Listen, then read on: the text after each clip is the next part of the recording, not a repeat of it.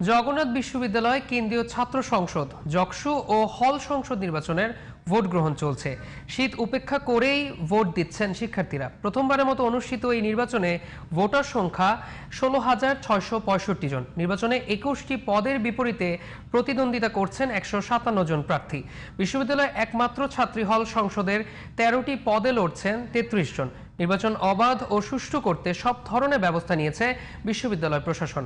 Voter প্রার্থী ও নির্বাচন সংশ্লিষ্টদের নিরাপত্তায় দায়িত্ব পালন করছেন আইনশৃঙ্খলা বাহিনীর বিপুল সংখ্যক সদস্য।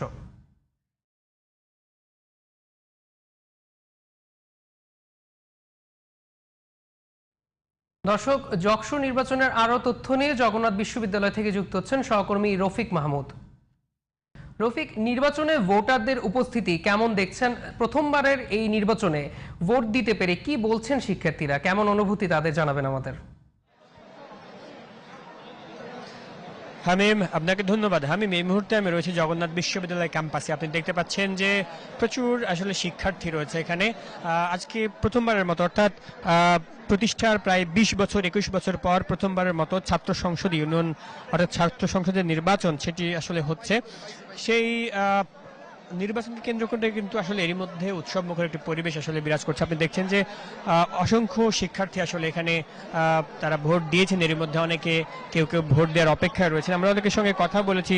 শিক্ষার্থীরা বলছেন যে যারা ভোট দিয়েছেন তারা বলছেন যে যারা এই ক্যাম্পাসে এতদিন ধরে কাজ করেছে বা পাশে ছিল, ক্যাম্পাসের বিভিন্ন প্রয়োজনে তারা কাজ করেছেন, তাদেরকে আসলে ভোট দিয়েছেন।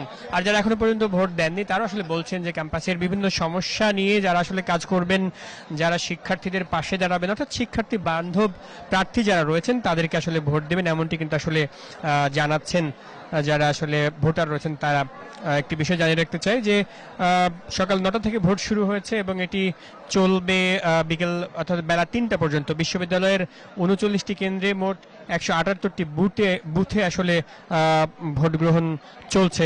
নির্বাচন কমিশন সূত্রে আসলে জানা গেছে যে বিশ্ববিদ্যালয়ের কেন্দ্রীয় সংসদের 21টি পদে 157 জন এবং বিশ্ববিদ্যালয়ের একমাত্র ছাত্রী হলের সংসদের 13টি পদে 33 জনের মতো প্রার্থী আসলে মোট 34টি পদের বিপরীতে 190 জনকে চূড়ান্ত প্রার্থী হিসেবে ঘোষণা করা হয়েছে। নির্বাচন কমিশন ঘোষণা করেছে, এমনটি কিন্তু আসলে জানানো হয়েছে। এবারে নির্বাচনে মোট ভোটার সংখ্যা 16,665 জন। নির্বাচনে মূলত 4টি প্যানেল অংশ নিচ্ছে। এবার প্যানেলগুলোর মধ্যে ছাত্রদল, ছাত্র অধিকার পরিষদ এবং সাধারণ শিক্ষার্থীদের সমন্বয়ে গঠিত ঐক্যবদ্ধ নির্ভীক জবিয়ান, ইসলামী ছাত্র শিবির সমর্থিত অদম্য জবিয়ান ঐক্য, এছাড়া বাম জোট সমর্থিত মাওলানা ভাসানী ব্রিগেড এবং জাতীয় ছাত্র শক্তি সমর্থিত প্যানেল ঐক্যবদ্ধ জবিয়ান, এই 4টি প্যানেলে আসলে ভোট গ্রহণ হচ্ছে।